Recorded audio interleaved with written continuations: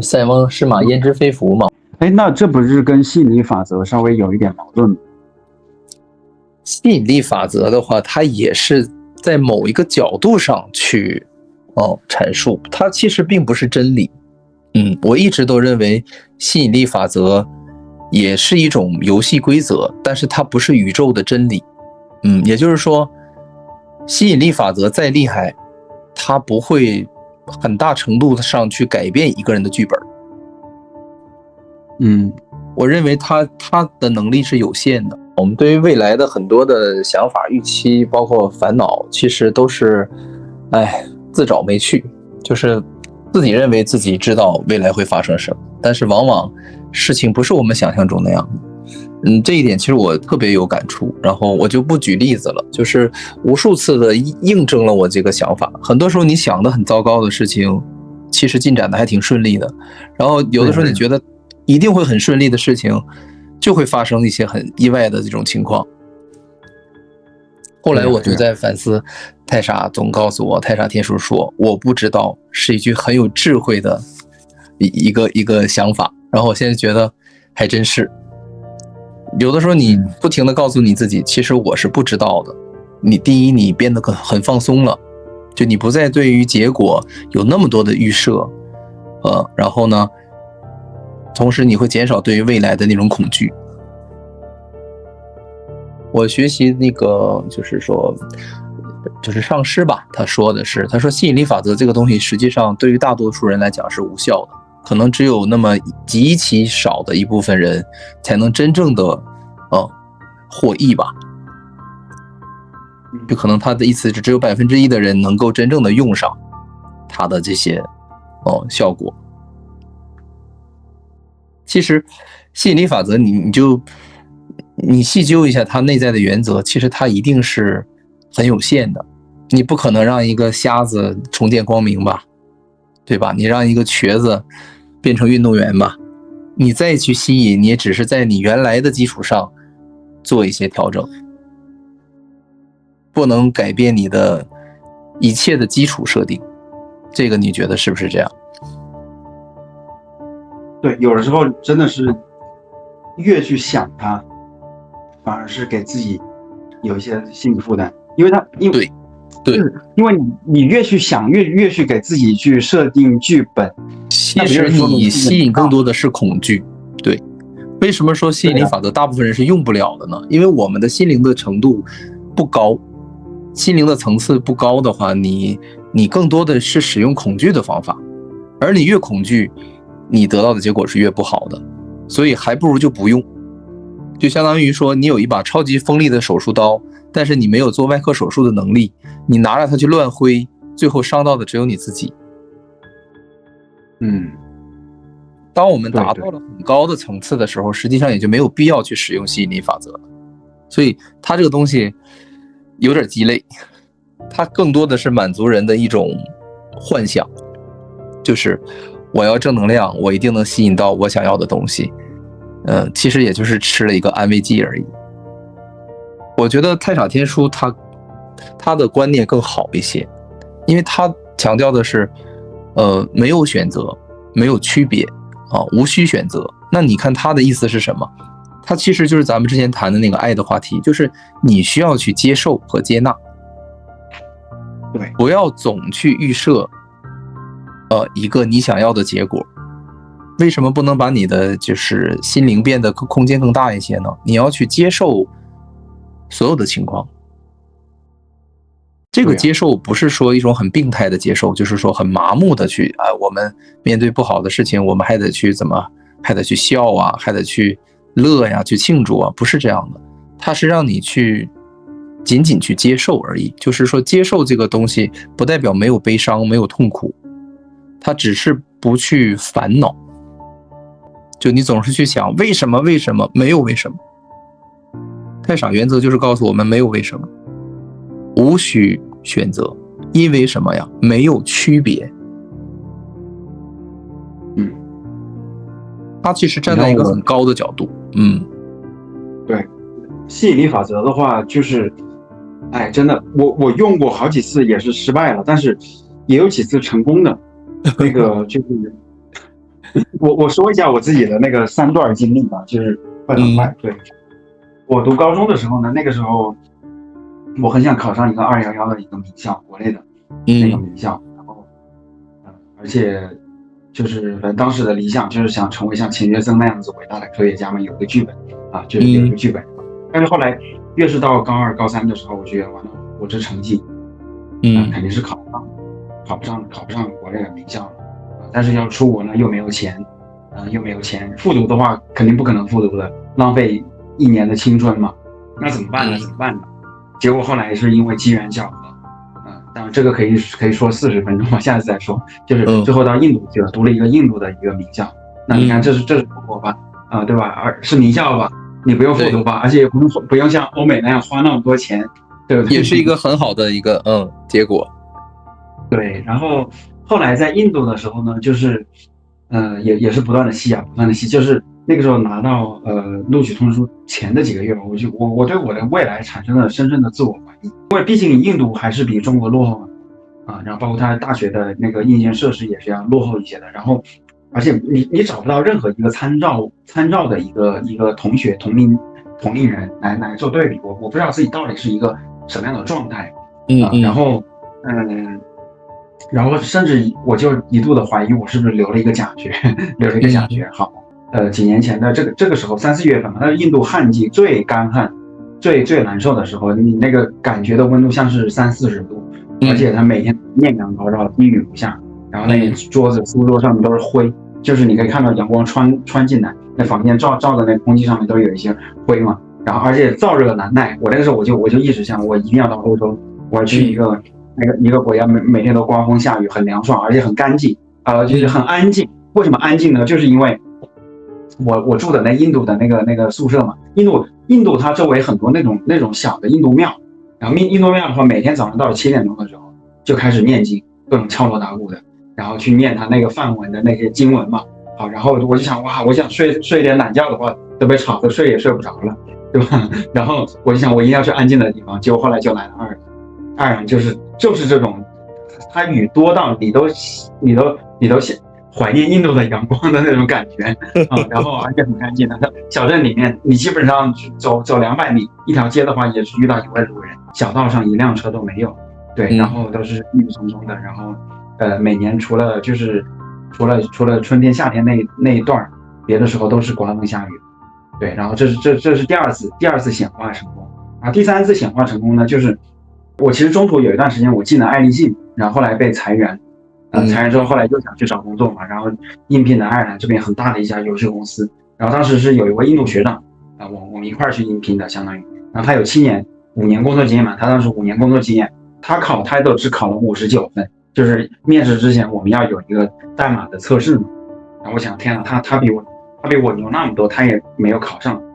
而且最后那个岗位只是一个初级程序员。初级游戏开发人员的那种，我就觉得这是面试 CEO 的难度吗？是面试 CEO 还是面试实习呀？那我为什么不当 CEO 呢？我同样有2年时间，我与其是刷2年的题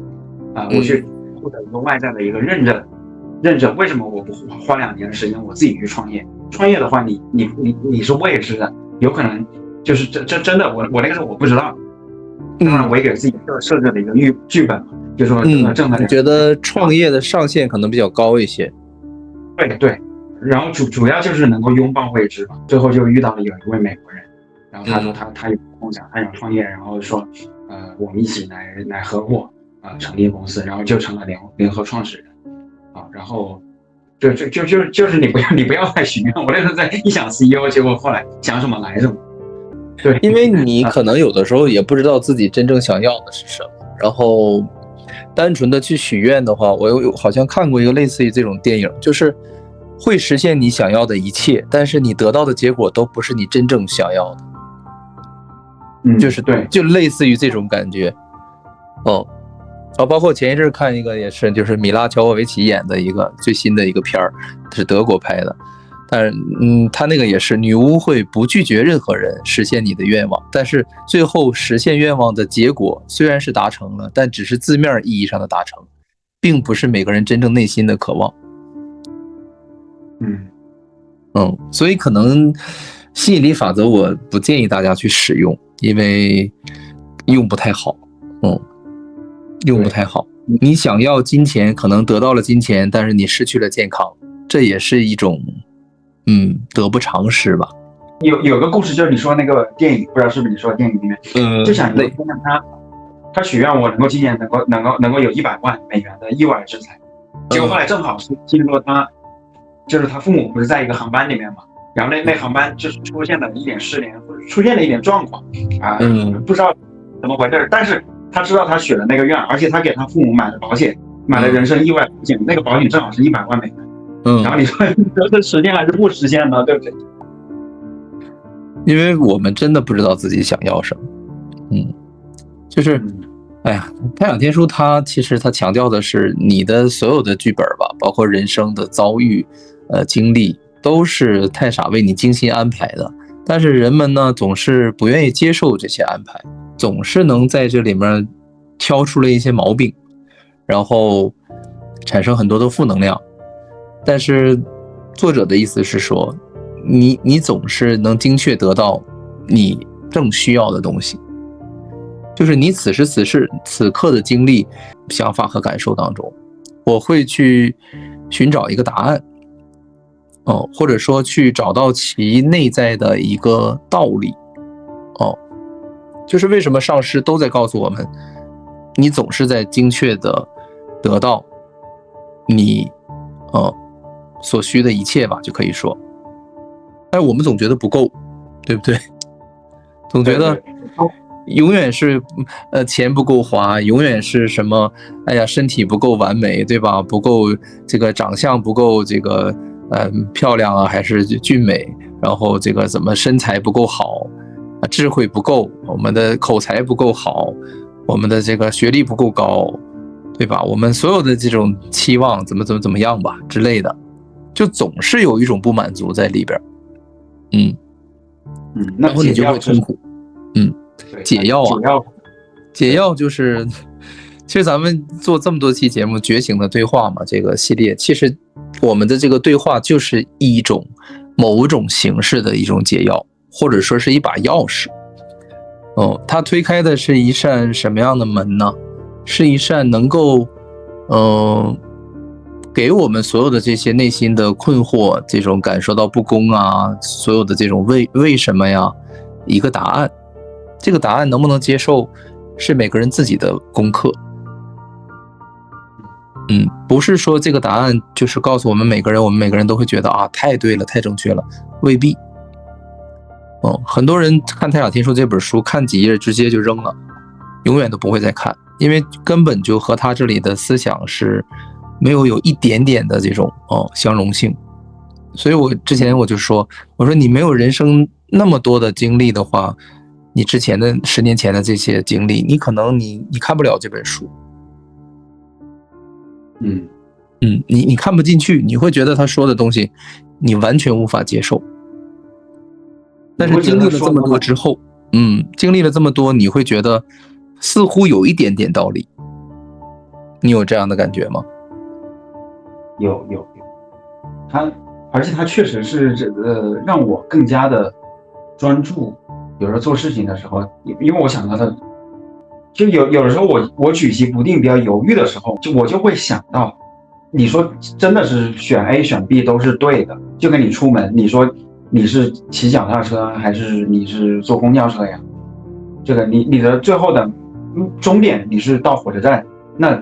居然终点方向是那里，那你什么时候走？早上出门穿红色的衣服还是穿蓝色的衣服，都是对的。然后而他有时候说，当你真的很需要一样东西的时候，你太傻，他会让你去获得那样东西。太傻天书他说到一种正确的生活状态，他说的是很轻松，很容易。这个你觉得你的生活是这样的感受吗？我在一点一点的去接近，有的时候是会有一些情绪上的，有一些负能量，很正常。但是这个负能量就是像吸引力法则一样，你越想，然后慢慢的就会越吸越多。但是呢，像你说的，就是那种就是我觉得应该是说叫放下吧，因为人他的欲望他会永远无法那个就是止境的，只能说你来了之后你再放下。我就无限的欲望是无限的，对。我举个例子吧，像之前如果我是说我读大学的时候，那个时候我很挑剔室友，因为我会有各种各样的一些规则，就是我希望小孩很卫生啊，我希望那个人他能够跟我说说话呀，你希望他三观都很正啊，不抽烟呐，讲卫生啊之类的。对但是我后来发现，只要是说你有这个外在的一个预期吧，你不管来什么人，就是总有方面，就是他总有地方跟你想的不一致的，对，不一致，那还不如我干脆就放下。人品很好，但是极其的不讲卫生，身上很臭，不洗澡。对，或者他有的也讲卫生，但是喜欢天天带一些朋友过来看 party。这虽然看完 party 之后他也收，但是然后他可能各方面都很完美很光鲜，但是他跟你借钱就是不还。对，然后就有各种各样的毛病。对，然后所以后来我就觉得还是要给他放下这东西，还是自己心里吧。他那东西他这个痛苦纠结是因为我希望他能够这样，但他又不这样，那为什么要有这样的希望呢？居然没有好坏，没有对错，那其实怎么样都是对的嘛。而且这个屋子他又不是我总有要搬走的那一天了，总有要这只是一个临时的一个旅店而已。对，其实我觉得吧，就是说你看到了一些不美好的人性的一些东西，包括一些不太好的习惯的时候，你会产生反感呢，会不舒服，这个是很正常的。但是没有必要太去烦恼这件事儿，因为就是说你现在就是遇到了这种状况，你就是去咬着牙忍过去，也就是完事儿。就像我们不小心走道磕到脚了，不小心怎么样了之类的哈，你没有必要去谴责谁或者说怪谁，这个东西就是发生了，你就痛苦咬着牙忍过去就完事儿。其实他也没有为什么，也没有为什么，因为你的剧本就是这样安排的。你在现在这个阶段你是不会理解的，你的功课其实就是去体验这些东西。对，所以后来我就当这个功课结束的时候，最后打分的时候，或者说这个考试结束了，你真正去需要反思总结的时候，那个时候你就会回过头来一看啊，我明白了为什么我要经历这一切。那个就是太傻的工作了，因为书上不是说他安排你的一切的遭遇吗？因为我们确实是没有办法站在那么高的角度去看现在所发生的一切。等我们站在那个角度的时候，或者说我们达到了那个思维高度的时候，可能我们就已经和太傻已经融为一个了，就是我们的思想已经和他一致了。其实就完成了生命的这整个的一个提升的过程。其实按照太傻天书的原则，就是我们整个的生命就是在提升。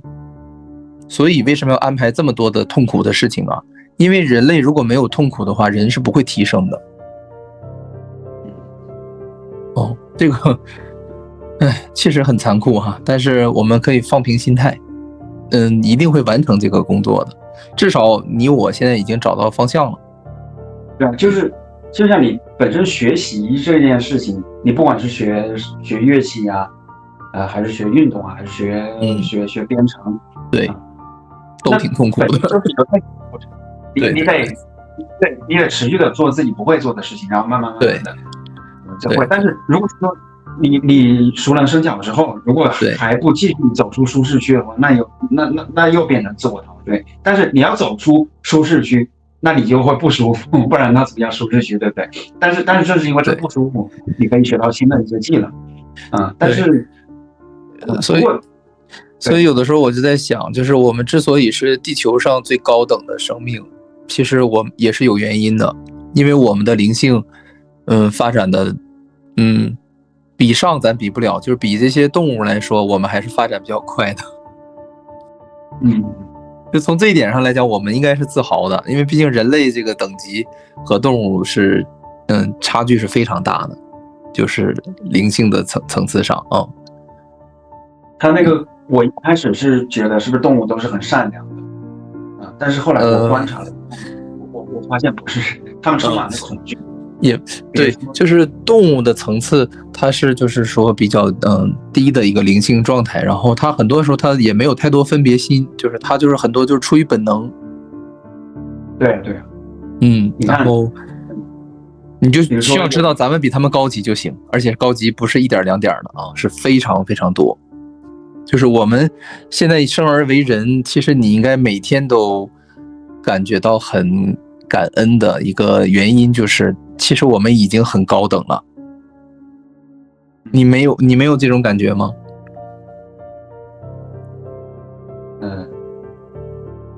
你没有感恩自己的存在吗？就是已经很高级了，其实。比如我去看到那些，就是去，我看到那些飞过来的一些鸟，去吃人类吃剩下的东西。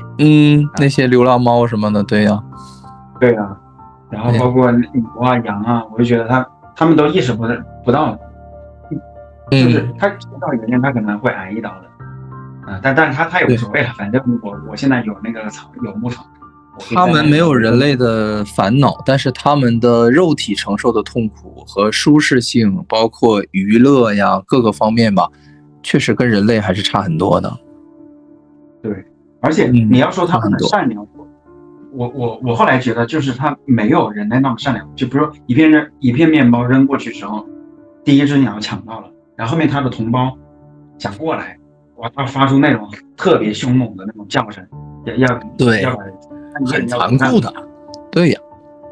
对，鸠占鹊巢嘛，这个都是很弱肉强食的。你筑好的巢，我直接给你撵走，我占了。对呀，然后包括猫的话，它一看人就跑就躲，那不就是说明它本能上面就是充满了很恐惧的东西，它无时无刻都在。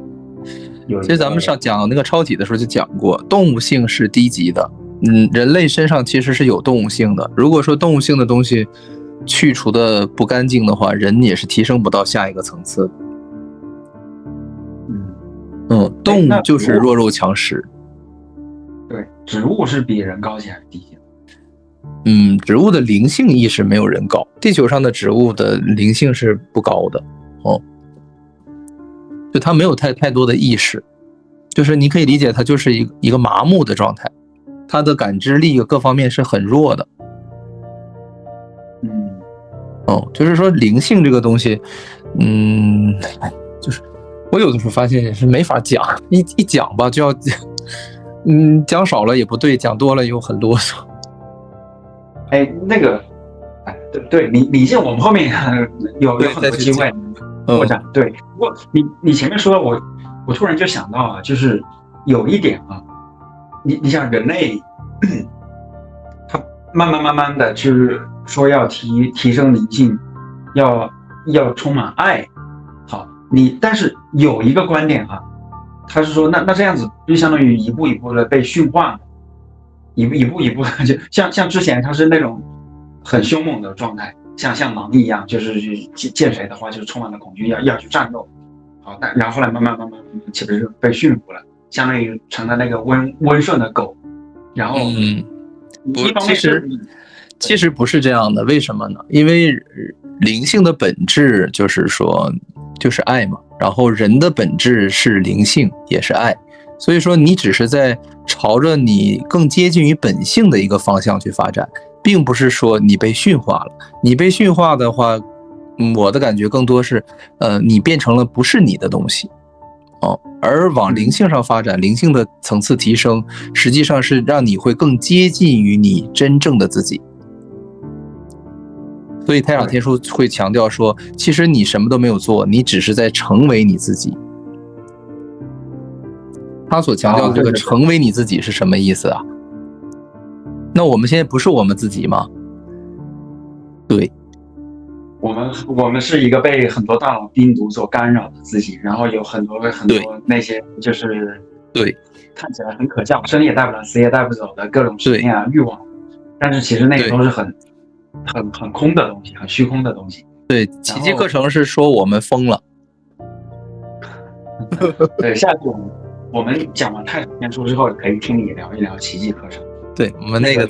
再做一个系列啊，再多就是闲聊呗。其实他们都是相通的啊，就是我之所以能敢跟你做很多的节目，我也是确实是学完了这些东西之后，我感觉融会贯通了吧，就是没有自相矛盾，然后达成了一个说得通的体系啊。因为你看大脑病毒，那你一个东西感染了病毒，比如说疯牛病，那牛疯了，因为感染了疯牛病。人类疯了，因为我们的大脑感染了病毒，是不是一个意思？这个病毒它指的应该不是说那种生物学上的病毒，不是，它比那个还可怕。如果是生物性的病毒还有药可医，咱们感染的是一种叫做小我的精神性病毒。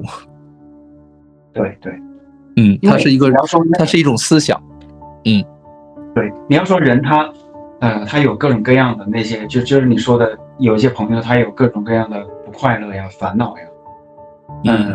我觉得有一定的原因是因为社交媒体，比如抖音上面，他很多人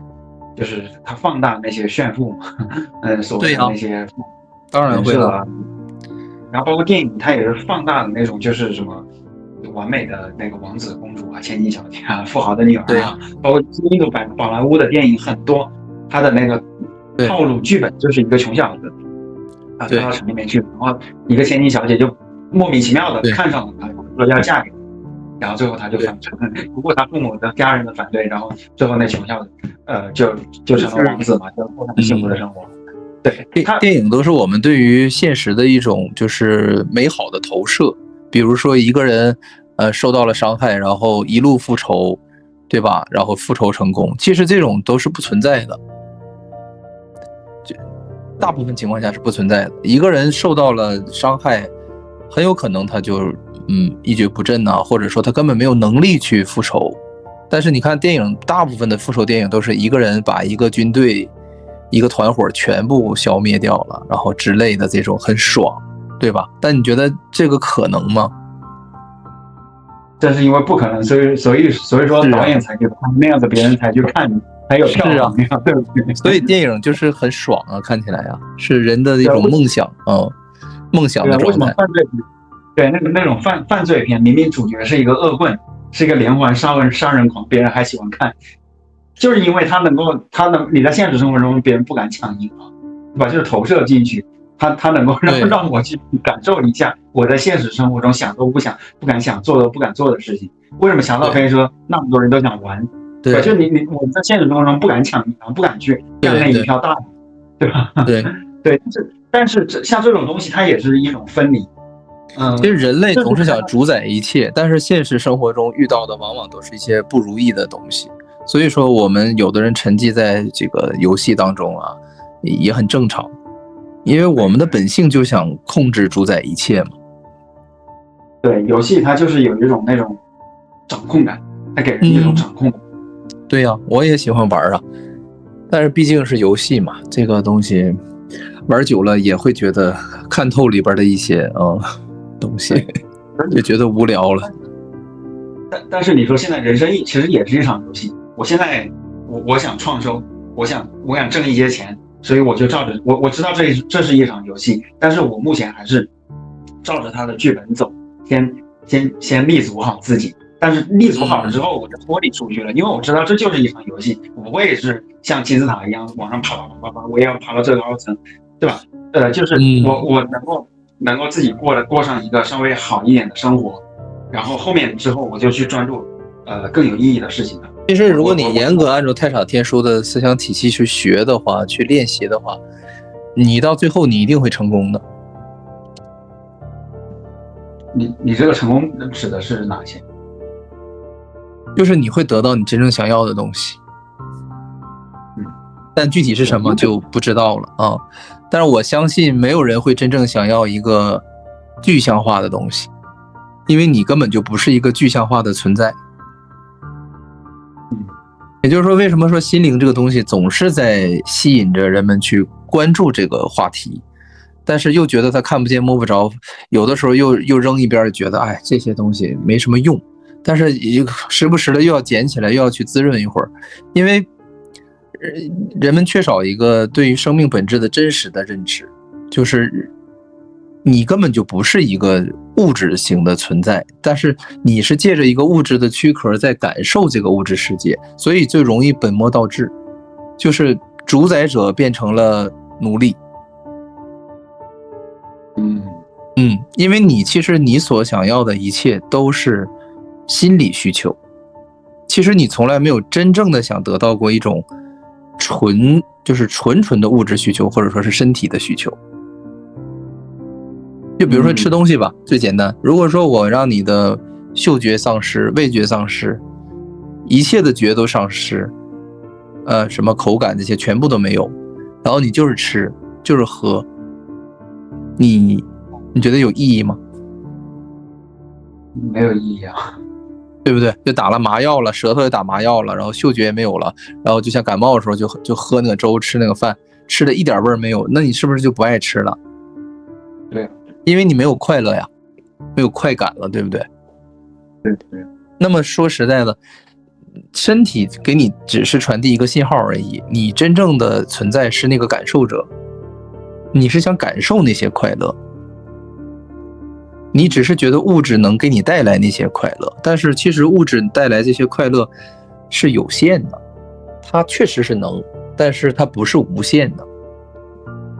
所以说你按照太阳天书的方法去生活，你最终能得到的东西就是它才是真正能满足你的，而不是说你设定的某一个人生目标，你有多少钱，你有什么样的一个社会地位啊，或者是之类的这些东西因为那些东西不能永久的给你带来那种感受，那种满足的感受。满足最终其实是取决于你自己的。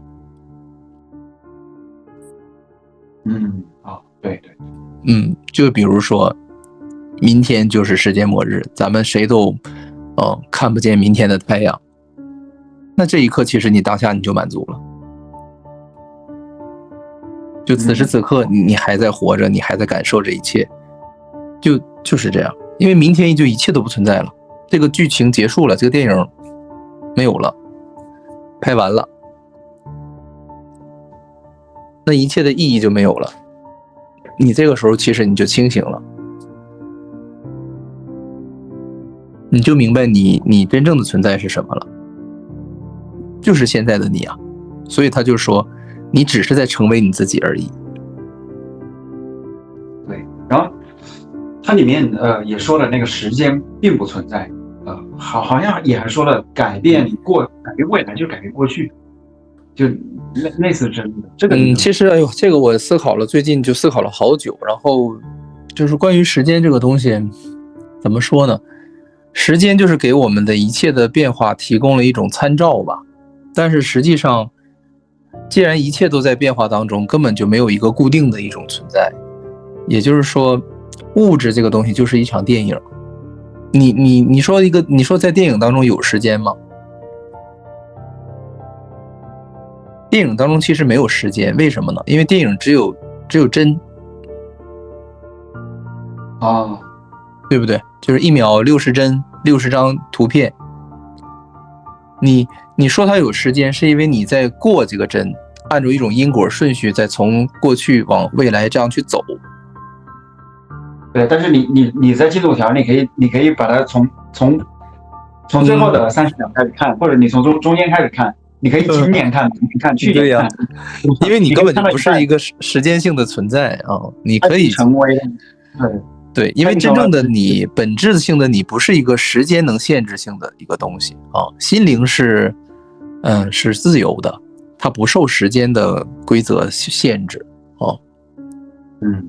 所以你看那些成道了的那些佛呀菩萨呀，他可以穿越时空的去渡人，回到你的几百世或者是未来世去跟你对话或怎么样的，因为他已经打破这些限制了。